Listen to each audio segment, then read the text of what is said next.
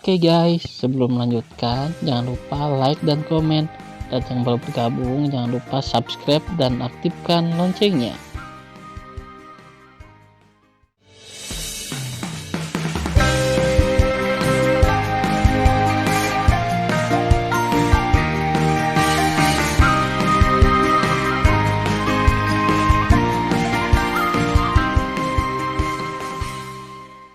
Episode 31. Melanjutkan cerita sebelumnya. Kaisar, apakah Anda ingin membunuh dua burung dengan satu batu? He Lian Mengde menunjukkan.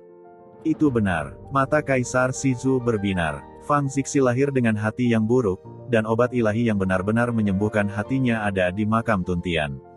Kaisar Ben berharap suatu hari dia akan bertanya padaku. Pada saat yang sama. Di kuil Tianmen, oh, ya, itu si kecil ini. Minta tolong padaku. Dao Xing berkata, istri, tunangan, dan beberapa orang kepercayaan lelaki kecil itu melonjak ke dunia leluhur tinggi 10.000 tahun yang lalu. Xiao Zhang meminta tolong kirim seseorang ke timur benua Dewa Dongsu. Ini adalah gambar kenangan para wanita itu. Dengan itu, Dao Xing Dazun memadatkan gambar memori. Dalam gambar tersebut, seorang wanita cantik berkedip perlahan. Oke. Aku akan menuliskannya. Dao Kun berkata, tolong beritahu bahwa saya akan mengirim seseorang untuk memberitahu dia segera setelah ada berita tentang istrinya Shen Subing dan wanita lain. Ya, alis putih besar Dao King bergetar dan sangat ingin tahu, Xiao Zhang hanyalah seorang murid dari domain bintang 4 seni yang hanya merupakan wilayah ranah kaisar yang sempurna. Mengapa Anda bersusah payah untuk membantunya? Paman bela diri, kamu tidak tahu sesuatu. Ketika Dao Kun menyebut Tan Yun, dia tersadar. Yuner adalah murid dari wilayah bintang 4 seni. Itu bagus, tapi dia bukan orang biasa.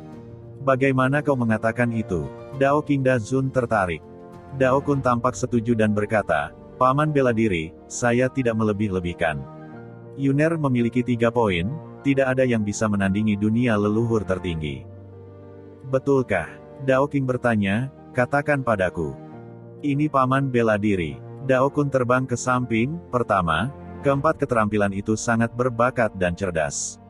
Bahkan tuanku tidak sebaik ketika dia masih muda. Kedua, tidak ada yang bisa melampaui kemampuan tantangan lompatan. Ketiga, Yuner, dia adalah protos kuno yang abadi. Fisiknya yang kuat adalah yang pertama dari semua keluarga. Apa? Dao King terkejut. Apakah bocah itu protos kuno yang abadi? Yah. Kata Dao Kun, ini masalah besar. Begitu identitasnya terungkap, ada banyak orang yang ingin membunuhnya. Paman bela diri, kamu harus merahasiakannya. Jangan khawatir, yang abadi tidak akan mengatakannya, kata Dao Xing.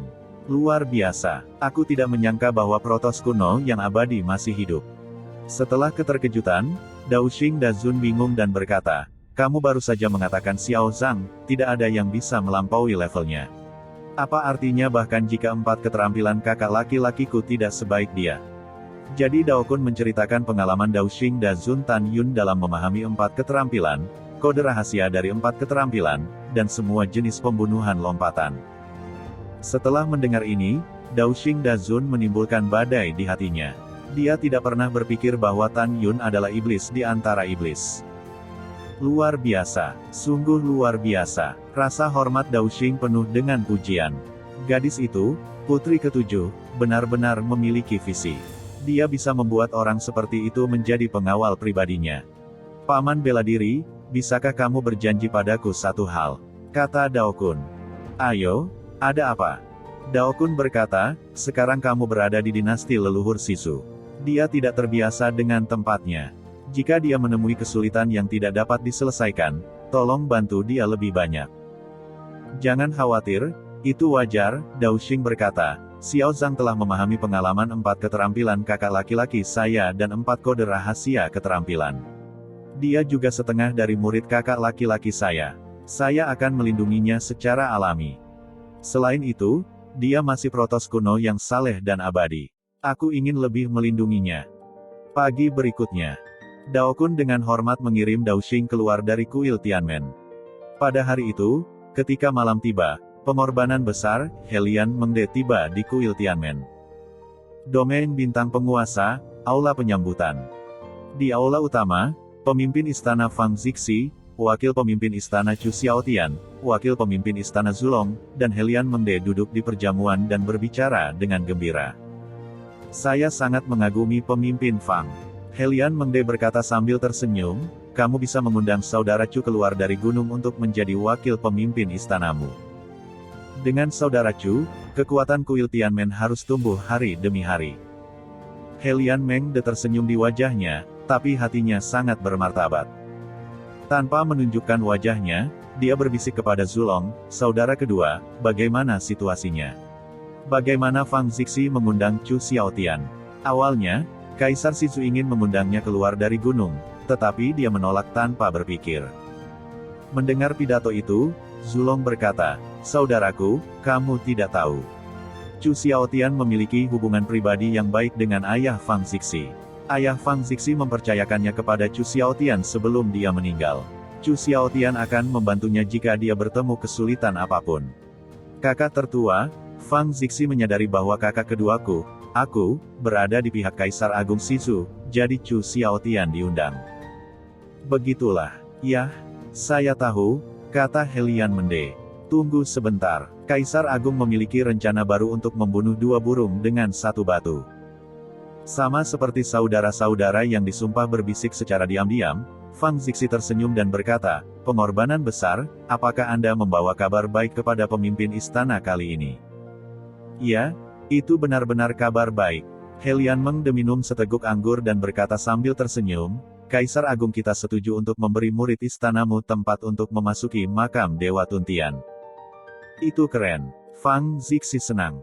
Tapi, katanya Lian Mengde, tetapi ada syarat lain untuk kaisar kita. Tentu saja, syarat ini menguntungkan dinastiku dan istanamu. Bibir Fang Zixi terbuka dengan lembut, katakan.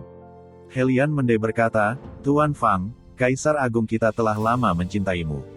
Syaratnya adalah menikah.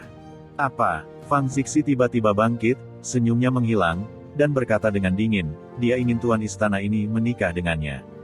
Jangan marah, pemimpin istana Fang. Dengarkan orang tua itu dulu. Helian Mengde berkata, pemimpin istana, menurut Anda Sekte Dewa Elysium memiliki posisi dominan sekarang. Hanya ketika kami bergandengan tangan dengan istana Anda, kami dapat bersaing dengannya. Jika aliansi biasa sulit untuk diandalkan dan ada banyak variabel, hanya Anda dan Kaisar Agung kita yang tidak perlu khawatir saat itu. Sekte Dewa Elysium itu ambisius. Cepat atau lambat, mereka akan menyerang kedua kekuatan kita. Istanamu adalah yang paling dekat dengan Sekte Dewa Elysium, dan kekuatannya adalah akhir dari 3 kekuatan. Begitu Sekte Elysium ingin mendominasi domain Dewa Benua Sizu, ia akan ingin menyerang istanamu. Meskipun saudara Chu ada di istanamu, itu akan dihancurkan oleh pembunuhan Sekte Dewa Elysium. Benarkah pemimpin istana demi dirinya sendiri telah menghancurkan kehidupan istanamu? Lagi pula, ketika kami pertama kali melihatmu, Kaisar Agung jatuh cinta padamu pada pandangan pertama. Dia menikahimu bukan untuk menikah, tapi untuk cinta sejati. Pemimpin istana Fang, kamu tidak sibuk menolak dulu. Pikirkan baik-baik dan berikan balasan di masa depan. Mendengar pidato tersebut, Fang Zixi merasa tidak berdaya. Dia mengerutkan kening dan berkata dengan rahasia, ya, bagaimana saya bisa menghancurkan kehidupan seluruh istana untuk kebahagiaan saya sendiri. Selain itu, api racun hatiku yang kuat hampir tak tertahankan. Paling lama 50.000 tahun lagi, jika aku tidak mendapatkan rumput dewa yang murni, aku akan mati. Apa yang harus kulakukan? Siapa yang bisa memberitahuku apa yang harus kulakukan? Memikirkan hal ini, Fang Zixi duduk di kursi dengan lemah. Chu Xiaotian di sampingnya memiliki alis horizontal dan garis vertikal, dan wajahnya sangat bermartabat. Zulong berkata, Tuan Istana, masalah ini sangat penting. Kamu harus berpikir jernih. Yah, aku mengerti. Fang Zixi menghela nafas. Pemimpin Istana Fang, terima kasih atas keramah tamahannya. Ada hal penting yang harus saya lakukan, jadi saya pergi dulu. Kali ini, Helian Mengde bangun dan memeluk tinju. Yah, karena kamu sangat sibuk, Tuan Istana tidak akan tinggal lama. Aku akan mengantarmu. Fang Zixi bangkit dan berkata, Tuan Fang, tetap di sini, dan aku bisa pergi sendiri. kata Helian Meng De sambil tersenyum. Ya, Fang Zixi melirik Chu Xiaotian, Paman Chu, antar. Oke, lalu Chu Xiaotian pergi dengan Zulong dan Helian Meng De. Kamu harus mengucapkan selamat tinggal saat mengirim saudaramu ribuan mil jauhnya. Hati-hati, saudara. Zulong memeluk Helian Meng De. Hati-hati, saudara kedua. Setelah Helian Meng De melengkungkan tangannya, dia memeluk tinjunya dan menghadap Chu Xiaotian. Saya jamin dengan kepribadian saya bahwa Kaisar Agung kita akan sangat baik kepada Fang ketika dia menikahinya. Selain itu, dia masih berada di kuil Tianmen dan tidak akan meninggalkan sekte karena pernikahannya. Kakak Chu adalah orang yang pengertian. Dunia akan berada dalam kekacauan. Hanya dengan pernikahan, Tuan Istana Fang dan Kaisar kita dapat bersaing dengan sekte Dewa Elysium. Jika tidak, konsekuensinya tidak terbayangkan. Mendengar pidato itu, Chu Xiaotian mengangguk. Saya mengerti kebenaran ini. Saudara Helian, pelan-pelan. Selamat tinggal. Helian Meng De berubah menjadi sinar dan menghilang di ujung langit.